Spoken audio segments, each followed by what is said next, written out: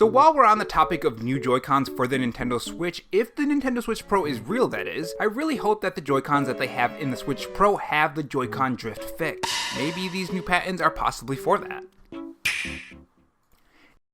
In this video, we're going to talk about the new Joy-Con patents for the Nintendo Switch Pro, what they're for, and how they could be used, and even when we could see them. Not to mention why Nintendo would want to make new Joy-Cons for the Nintendo Switch Pro. If you enjoyed this video, make sure you leave a like and subscribe for free by clicking the red button below this video, and of course have that notification bell on so you can be kept up on the latest Nintendo news, rumors, and leaks in a fresh new way. A way that you don't usually see on gaming news channels. So Joy-Con drift has been a problem that has plagued the Nintendo Switch install base for a very long time now. It dates back pretty close to the Nintendo Switch launch and has caused huge problems for us Switch owners and legal problems for Nintendo. Despite the fact that there is a clear malfunction in the product that they sell, Nintendo has yet to fix this problem. At most, they have only put a band-aid on it, having people send in their Joy-Cons to be fixed. But here's the problem, some people who get those Joy-Cons back still have Joy-Con drift, or it reappears. Not to mention new Nintendo Switch owners who are just getting the Nintendo Switch and have their Joy-Cons break. So when the Nintendo Switch Pro rumors really started to hit the internet recently, some people have mentioned Joy-Con drift in the comment section of my YouTube channel. And it brings up a very important question. Will Nintendo have the Joy-Con drift problem solved completely 100% in time for the Nintendo Switch Pro? In other words, will the Nintendo Switch Pro have Joy-Con drift? Now, according to rumors, the Switch Pro will have a thinner bezel on the screen, but overall stay the same. But those rumors might actually be wrong or left out some of the details of the new Joy-Cons which recently popped up. These Joy-Con patents were sent in by Nintendo in 2018 and have been recently approved. The main difference between the current official Joy-Cons and this seemingly new Joy-Con